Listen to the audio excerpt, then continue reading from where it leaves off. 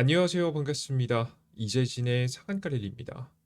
오늘 상한가릴리에서 준비한 주제는 자사주 엄청나게 쓸어담은 저평가 2기업 6월 세계 1위 됩니다라는 주제로 오늘의 영상을 준비했습니다.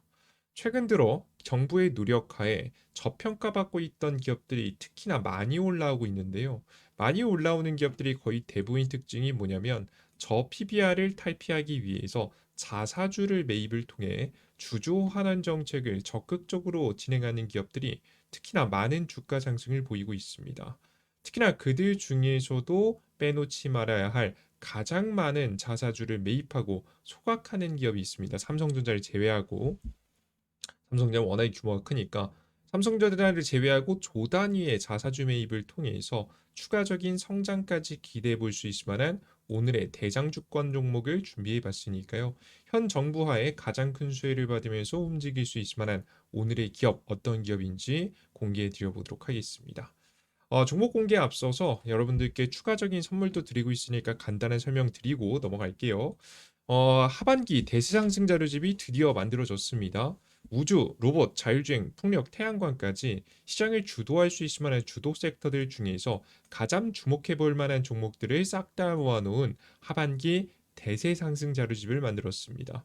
해당 자료집은 100포인트 무료고요. 당연히 96,000명의 우리 구독자분들께서 무료로 받아갈 수 있게 영상 마지막에 무료로 받아갈 수 있는 방법 설명드리고 있으니까요.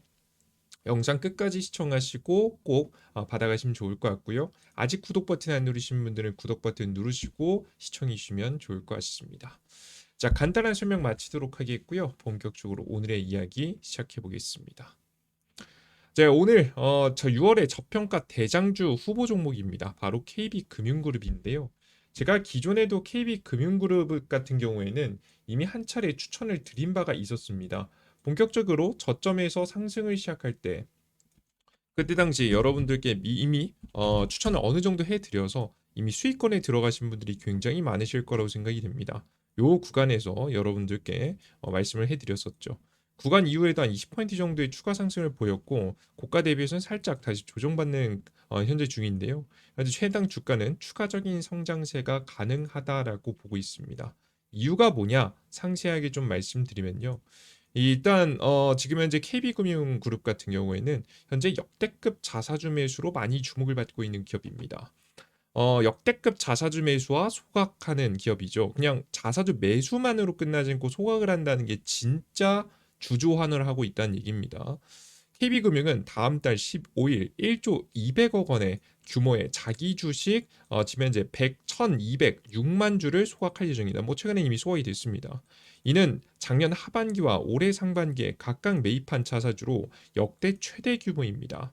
이번 조치는 밸류업 프로그램의 이행률을 높이고 시장 안정과 수익 지표 개선에 기여할 것으로 기대가 됩니다. 이제 요건 뭐 이빠른 소리고요. 금융은 CET1 비율 13포인트 초과분을 주주 환원에 활용하는 정책 아래에서 자사주 매입 소각과 분기 배당을 지속할 계획입니다. 요건 바로 뭔 소리인지 모르겠죠. 뭐 좋은 소리 쏘 있는 것 같긴 한데 그죠? 요거에 대해서는 뒤에서 자세하게 좀 설명을 해드릴게요. 자, 그럼 여기서 우리가 또 의문이 드는 게 있습니다.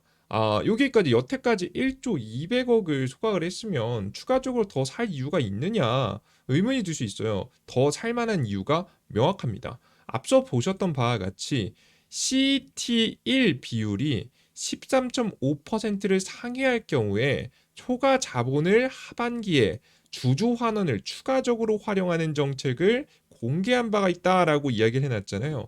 도대체 이게 뭐냐라고 보면은 이 CT1 비율이라는 도대체 무엇이냐라고 하면 간단하게 말씀드려서는 지금 현재 어떤 기업이 문제가 생겼을 때 손실을 감당할 수 있는지를 측정하는 비율입니다.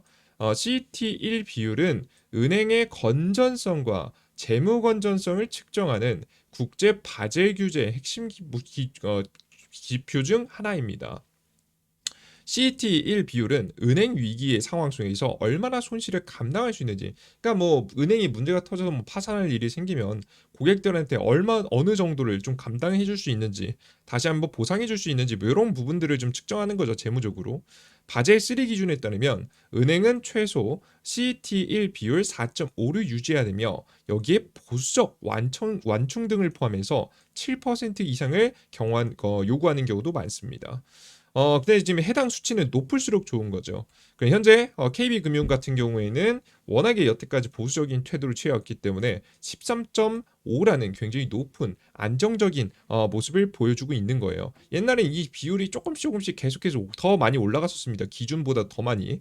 왜냐하면 이제 은행 기업들이 사실 그 돈 많이 벌어서 뭐 주주 환원을 잘 안 했단 말이야. 비교적 뭐 다른 기업들에 비해 비교적 좀 그냥 하는 편이었지만, 그래도 벌어들이는 구조에 비해서 다른 국가들의 은행 기업들에 비해서 주주 환원이 그렇게 적극적인 편이 아니었는데, 이제는 뭐 빼도 박도 못하죠. 현재 정부에서 강력하게 규제를 추진하고 눈치를 주게 되면서 지금 현재 해당 비율을 더 이상 높일 수 없는 구조가 됐습니다. 그러다 보니까 자연스럽게 13.5, 난 이 이상 안 올릴 거다, 나 이 이상 돈 안 꿈을 쳐둘게, 라고 하면서, 옛날에 이제 우리 이게 CET 비율 안정성을 위해서 더 많이 써야 돼라는 명분이었다라고 한다면, 이제 이 명분이 안 통하는 거죠. 그래서 이미 높은 수준이기도 하고, 꽤나 높은 수준이기도 하고, 위험 수치가 전혀 아니기 때문에 현재 이 수치를 계속해서 하면서도 남는 돈은 계속해서 자사주를 사들이고 소각하겠다라는 의지를 밝힌 겁니다. 그렇게 되면 이 계산해 봤을 때 하반기에 6천억 규모의 자사주를 추가적으로 매입할 수 있을 것으로 추정이 되고 있습니다. 엄청나죠? 이번 연도에 또 하반기 6천억을 또 하는 거예요. 이미 1조 넘게 했는데, 그죠? 이 상태가 계속해서 이어지게 되면 매년 조 단위의 자사주 매입 소각이 가능해질 수도 있지 않을까라는 생각이 좀 들 정도로 엄청난 매입과 소각이 이루어지고 있다라고 보시면 되겠습니다.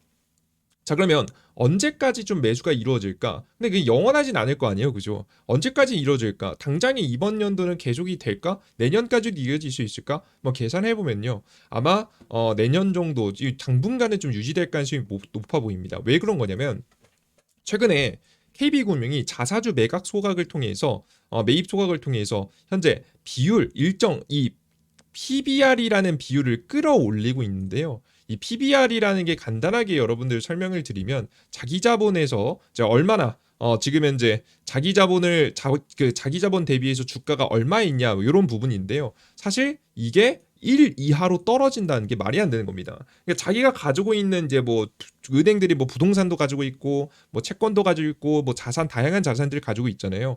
다양한 뭐 자산들을 가지고 있는 것보다도 70%밖에 주가가 반영이 안 됐다는 겁니다. 시가총액이.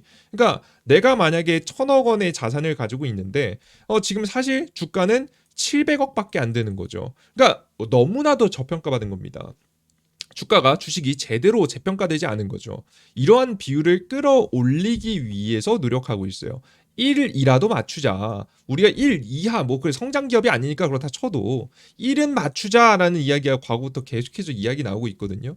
그래서 이제 직접 이 직전 대통령 같은 경우에도, 현재 대통령 같은 경우에도 직전에 이제 지금 대통령 당선되기 전에 PBR 1배 기업은 1개 기업도 안 되는 기업들은 특히나 상폐시켜야 된다는 발언까지 할 정도로 1 자체도 굉장히 낮은 건데, 이보다 더 낮은 0.17배를 현재 기록하고 있는 KB금융이기 때문에, 사실 1일 정도는 맞춰주기 위해서 계속해서 자사주를 매입하지 않을까라는 예상이 됩니다. 이해되시죠? 그래서 해당 발언을 봤을 때 정부의 규제를 피하기 위해서 적어도 PBR 1배까지는 꾸준히 자사주 매입을 계속할 가능성이 매우 높지 않을까라는 생각을 현재 하고 있습니다.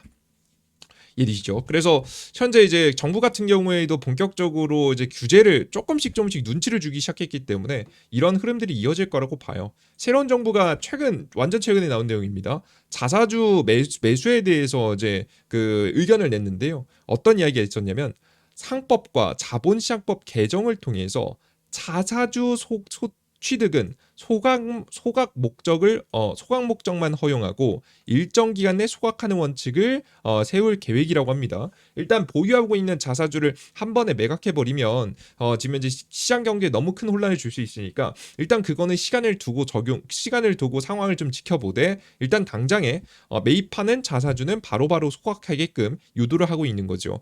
기존 자사주는 유예 기간을 두되 처분 같은 경우에는 뭐 자사주 소각이 아니라 뭐 매도를 뜻합니다. 매도 시 뭐 신주 발행 수준의 심사 절차를 적용하도록 검토 중입니다. 솔직히 말해서 정부가 깐깐하게 한다는 소리는 당분간 안 해주겠다는 소리하고 거의 비슷해요. 자사주 보유 비중이 높은 시정증권과 지금 피업 부국증권 등 정책 방향성에 따라 일단 안도하는 분위기라고 이야기가 나오고 있습니다. 다만 뭐 결국에는 결국에는 매각을 최대한 시키면서 특히나 저평가된 기업들은 더욱더 강제성을 띠는 눈치를 주는 혹은 규제를 가하는 이런 쪽으로 바뀔 가능성이 높습니다. 확실히 이제 민주당 정권이기 때문에 여러분들께서 이게 강제화돼 서서히 시간이 가면 갈수록 강력하게 비판과 함께 강제화될 가능성이 꽤나 높습니다. 앞으로는 자사주 처분도 신주 발행처럼 심사받기에 대해서 규제 수준이 높아지고 주주 보호 강화로 이어질 전망이다. 그러면 이제 당연히 이게 이번 정부가 이제 또 어느 정도 타협은 없는 것 같네. 결국에는 이게 자사주는 결국에는 소각시키고 결국에는 저평가 기업들 싹 다 잡겠다는 의도로 계속해서 움직이고 있기 때문에 현재 자사주를 계속해서 KB금융은 사주지 않을까라는 예상이 됩니다. 정부의 압박에 대한 분위기가 일부 있다라고 설명드려요. 직접적인 압박은 아니지만. 자, 그럼 여기서 의문. 그럼 자사주 매입이라는 건 그냥 하늘에서 돈이 막 떨어지는 건 아니잖아요. 그런 일은 없잖아요. 또 돈이 있어야 자사주를 살 수 있을 텐데 자사주를 계속 살 수 있을까? 의문이 들죠. 이 부분도 문제를 풀어보도록 하겠습니다. 자, 그러면 이제 봤더니 일단 다른 거 다 제껴놓고 은행들이 돈을 벌려면 금리가 높아야 됩니다. 근데 지금 현재 금리가 천천히 떨어지고 있는 중이잖아요. 그죠? 근데 떨어지는데 옛날하고 다릅니다. 2008년도 그리고 지금 현재 그 전에 있었던 1900년도 후반때 금리가 굉장히 낮아졌을 때하고 지금 현재 상황은 다르다라고 보시면 될 것 같아요. 이제 도대체 뭐가 다르냐? 2000년도 때 뭐 그때 당시 경제 위기 때 당시하고 지금하고 뭐가 다르냐? 바로 물가가 다르죠. 과거에는요.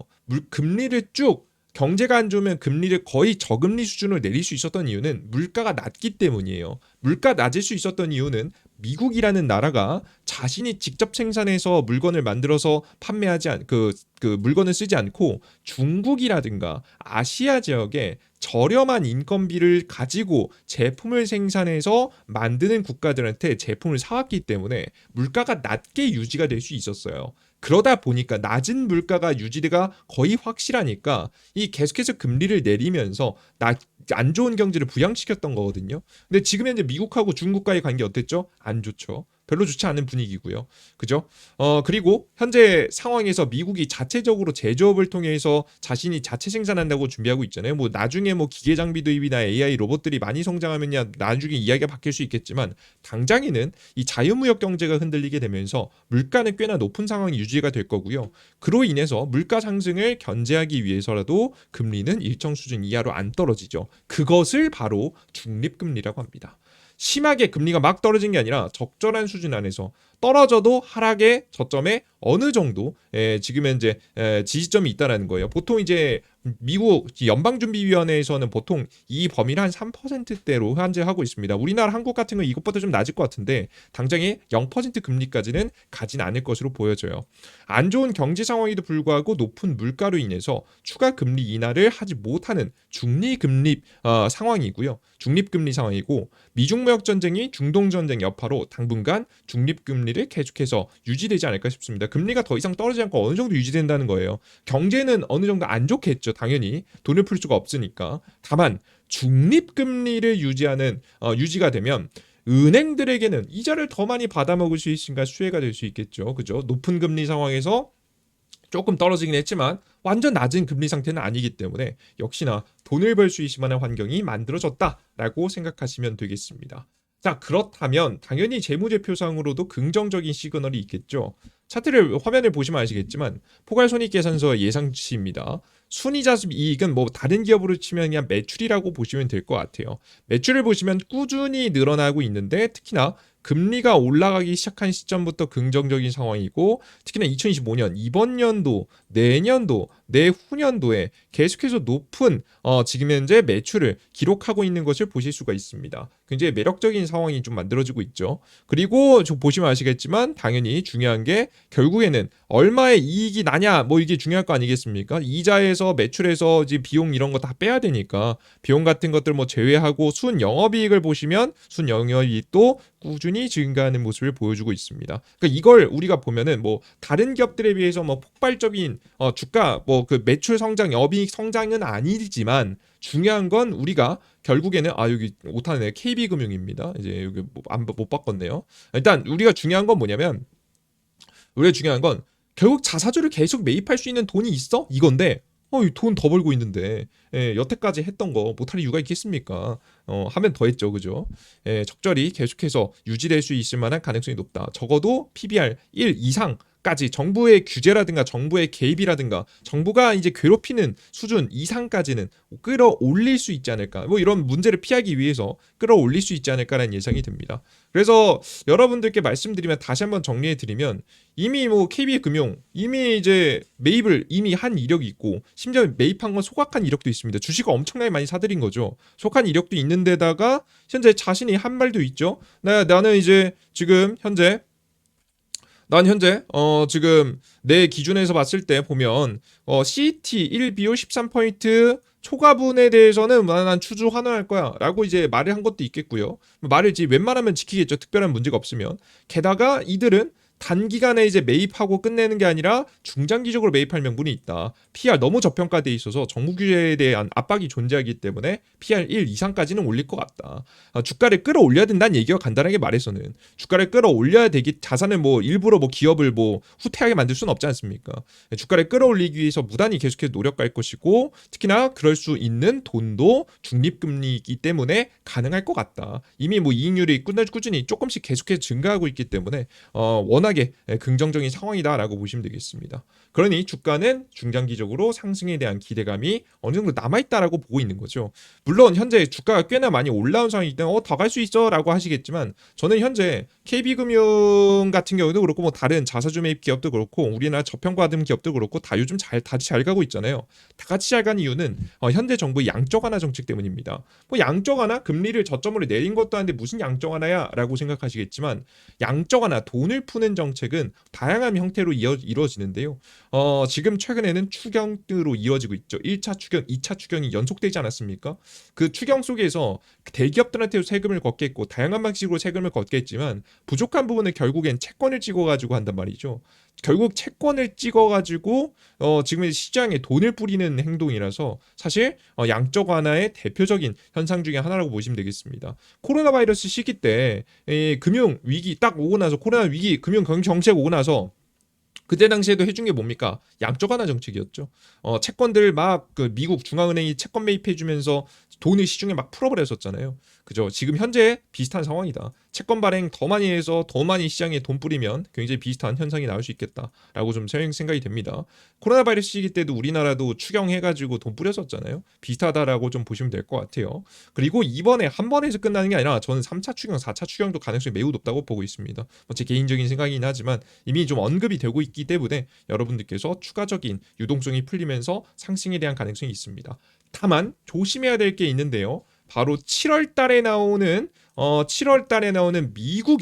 미국에서 이 진행이 될 가능성이 높은 법안 통과를 조심해야 됩니다. 미국이 법안 통과 이후에 채권 발행을 엄청 많이 하거든요. 그럼 단기간에 주식시장에서 채권 시장으로 자금이 빨려 들어가는 현상이 과거부터 역사적으로 항상 있어왔고 짧으면 10포인트 하락에서 길면 한 20포인트 하락까지 상황에 따라서 나오기도 했었거든요. 그렇기 때문에 해당 시장을 조금 조심해야 된다. 7월 초.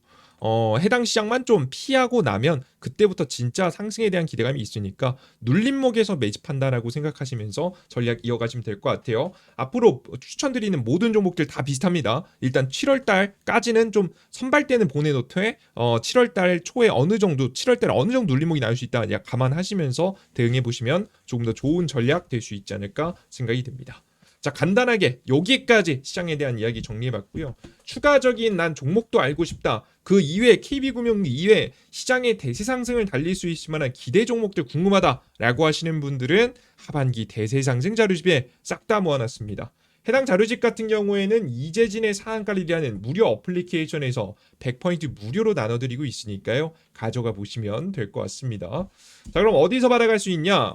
이재진의 상한가 랠리라고 100포인트 무료 어플입니다. 무료 아니면 애초에 말을 안 해요. 네, 무료 어플이고요. 해당 어플리케이션에서는 왼쪽에 보이시는 2배 급등 자료집, 후보 자료집 등 이런 자료집들 주기적으로 업데이트해드리고 있고요. 뭐 한 달에서 막 3달 왔다 주기적으로 업데이트해드리고 있고 추가적으로 1일 급등 추천주도 내어드리고 있습니다. 1일 급등 추천주 같은 경우에는 매일 드리고 있습니다. 뭐 차트 수십 개 수백 개 싹 돌려보고 괜찮은 종목 드리고 있고요. 그리고 추가적으로 매일 아침 주요 뉴스하고 그리고 그와 관련된 관련주들 정리해드리고 있습니다. 오늘 아침에 어떤 뉴스가 있는지 내가 자고 일어났을 때 저녁부터 어제 저녁부터 시작해서 오늘 아침까지 시장에 영향을 끼칠 수 있을 만한 종목은 싹 다 정리해드리고 있습니다. 그리고 지금 현재 장 마감 뒤 지금 이제 가장 강력했던